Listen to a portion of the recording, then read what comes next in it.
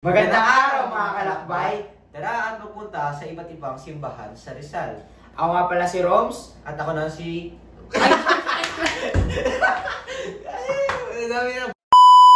Magandang araw mga kalakbay! Tayo ngayon ay magpupunta sa iba't ibang simbahan sa Rizal. Ako nga pala si Rams. At ako na si Roms.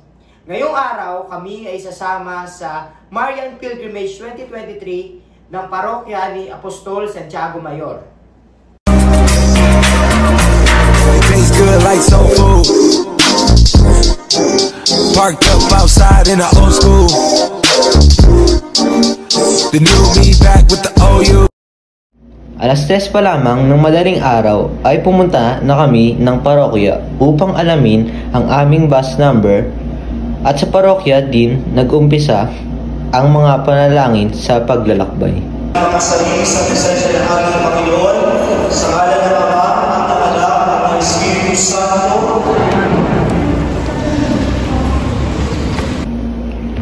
Nakaalis kami ng parokya ng alas 4 ng madaling araw papunta sa unang simbahan.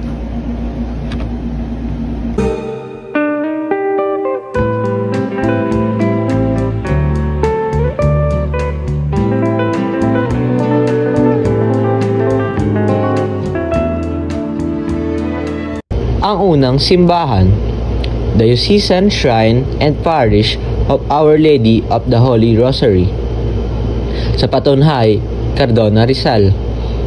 Ang parokya ng Mahal na Birhen ng Santo Rosario sa Cardona ay itinatag noong 1872 ng mga misyonerong Fransiskano na matagal nang naglilingkod sa Morong simula pa noong ika-16 na siglo at nagtatag ng mga sentro ng misyon sa mga baybayin ng Laguna de Bay na sa huli ay ginawang 2 parokya.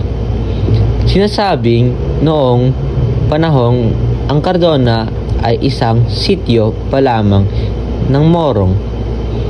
Mayroong larawan ng Mahal na Birhen ng Santo Rosario na inaalagaan sa parokya at kung minsan ay misteryosong nawawala ito.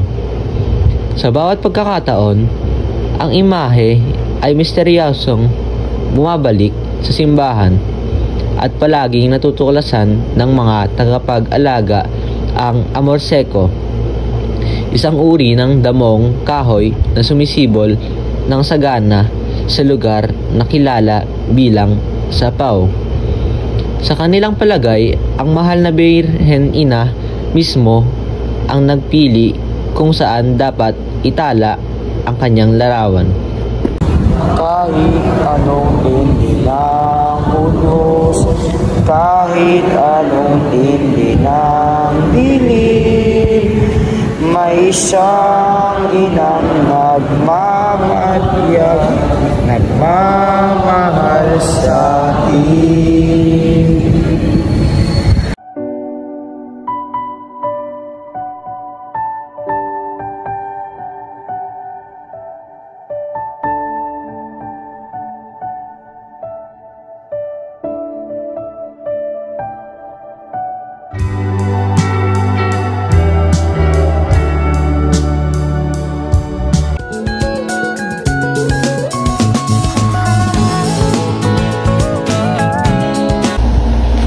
Ikalawang simbahan, Diocesan Shrine and Parish of St. Joseph sa Baras, Rizal.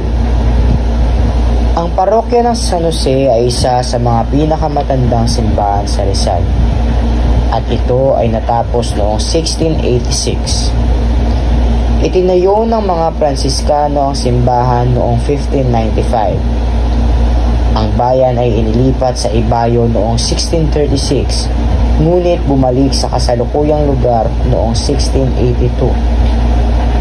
Ang mga Jesuita ang namahala sa parokya mula 1616 hanggang 1679. Ang altar at pulpit ay ginawa mula sa mga bato na natagpuan sa ilalim ng lugar ng simbahan. Ang kasalukuyang simbahan ay natapos noong 1686. Ang kakaibang arkitektural na disenyo nito na barok ay nagpapakilala sa parokya ng San Jose mula sa ibang pang simbahan sa Rizal.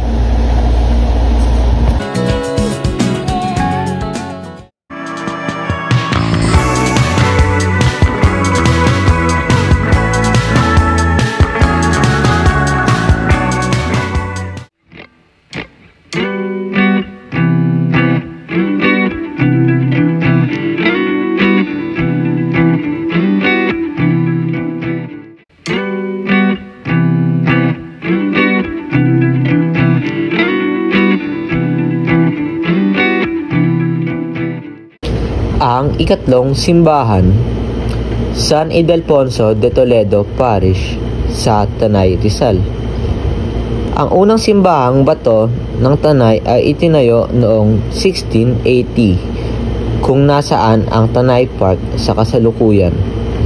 Ang kasalukuyang simbahan ay itinayo noong 1773 at natapos noong 1783. Ito ay halimbawa ng maagang disenyo ng Renaissance. Kilala ang simbahan sa magagandang mga retablos o altar at 14 na Via Crucis o Stations of the Cross na nakaukit sa bas relief na kahoy at iba pang mga lumang gamit. Isa rin itong kilalang isa sa mga ilang simbahan sa bansa na nagtatampok ng Rococo artwork. Isang estilo na popular noong ika-18 siglo na kilala sa mga kurba at gold leaf.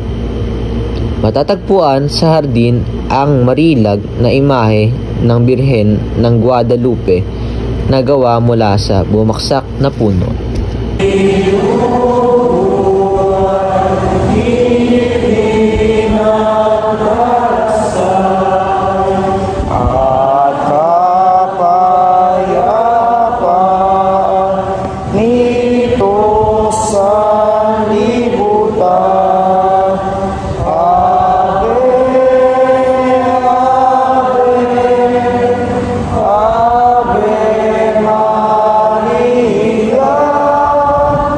At ngayon mga kalakbay, kakain tayo ng ating tanghalian dito sa kantin ng Regina Rica.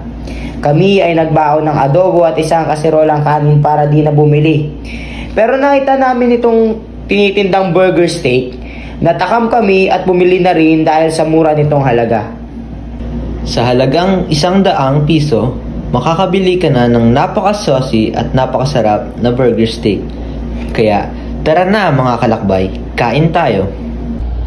Ang ika-4 na simbahan ay ang Regina Rica sa Tanay, Rizal. Itinatag ang Regina Rica ng mga madre ng Dominican Sisters of Regina Rosary at kanilang mga kasamang laiko. Ang Regina Rica, RICA, ay pinaikli para sa Regina Rosary Institute for Contemplation in Asia. At matatagpuan ito sa isang 13.5 hektaryang kagubatan sa Tanay, Rizal. Ang Regina Rica ay isang lugar ng panalangin at pampiesta na madalas puntahan ng mga Pilipino, lalo na sa panahon ng bisita iglesia. Ito ay isang lugar ng kabanalan na pinamamahalaan ng mga Dominican Sisters of Regina Rosary. Itinatag ni Sister Mary Epifania noong Oktubre 11, 2020. Maria sa puso ninuman, ika'y talat ng kalangitan.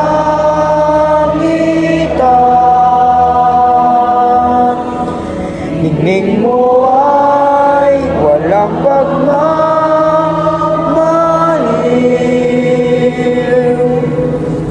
inang sinta, inang tinigiliw.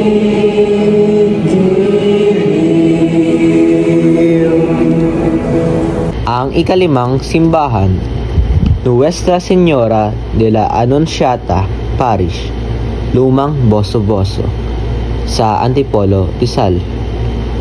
Ang unang simbahan ay itinayo bilang mission church ng mga Pransiskano noong 1669. Sa orihinal, ito ay nagsilbi sa mga dumagat na lanatin at linutan sa kabundukan ng modernong panahong lalawigan ng Rizal.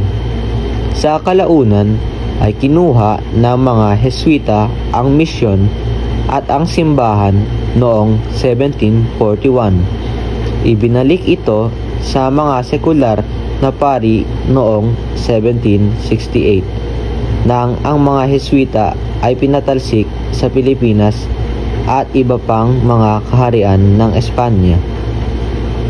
Ang simbahan ng Nuestra Señora de la Anunciata, na kilala rin bilang Boso Boso Church, ay isang parokya ng Romano Katoliko na matatagpuan sa Sitio Old Boso Boso, Barangay San Jose sa Antipolo City, Rizal. Ang ika-6 na simbahan, International Shrine of Our Lady of Peace and Good Voyage, o mas kilalang Antipolo Cathedral, sa Antipolo, Rizal. Ang Katedral ng Antipolo ay tahanan ng kilalang milagrosong imahen ng Antipolo, ang ina ng kapayapaan at mabuting paglalakbay. Sinasabi ng mga makasaysayan na ang milagrosong imahe na ito ay naglayag pabalik-balik sa pagitan ng Maynila at Acapulco ng 8 beses. At sa ilang pagkakataon, ito ay inaasahang nagligtas sa galyon nito mula sa pagkawasak ng mga pirata at mula sa mga blokeyo ng mga Dutch at British. Iniaalay ang mga ligtas na pagdating ng galyon sa milagrosong kapangyarihan ng statue. Itinatag ang simbahang ito noong 1578. Noong idinala ang imahe sa bayan ng Antipolo noong ika-26 ng Nobyembre 1926 ni Archbishop Michael O. Doherty, nagsimula ang paglalakbay sa ina ng kapayapaan at mabuting paglalakbay. Libo-libong deboto, lalong-lalo na ang mga nagbabalak maglakbay sa ibang bansa, ay pumupunta upang magbigay galang kay Our Lady of Peace and Good Voyage at humihiling ng ligtas na paglalakbay. Ang ika-7 simbahan, Diocesan Shrine and Parish of Our Lady of Light, sa San Andres, Cainta, Rizal. Noong 1760, ang parokya ng aming ina ng liwanag ay kanonikal na itinatag. Ang pambansang salinlahi ng titulong parokya na inimortalize sa unang Tagalog nobena sa Patrones na inilathala noong 1884 ay Ina ng Kaliwanagan. Ipinapakita si aming ina ng liwanag sa isang pintura na kasalukuyang idinalaga at binibigyan ng debosyon sa simbahan bilang isang pagkakabuo ng orihinal na icon na dinala sa Cainta noong 1727 mula sa Ferrara, Italia ni Padre Bartolomeo Cabanti. Ang orihinal na pintura ay nasunog nang masunog ang simbahan noong 1899. Pagtapos ng ika-7 simbahan, kami ay bumalik na ng parokya at nakauwi na ng Cavite ng bandang alas 11 ng gabi. At talagang napakasaya at napakamabuluhan ng araw na ito dahil sa mga nalaman namin sa iba't ibang simbahan sa lalawigan ng Rizal. At higit sa lahat, napakabanal ng araw na ito dahil sa mga panalangin aming itinaas sa mahal na ina at sa ating Panginoon. Nawa ang bidyong ito ay mapulutan ng aral, mga kalakbay. Hanggang sa muli, paalam.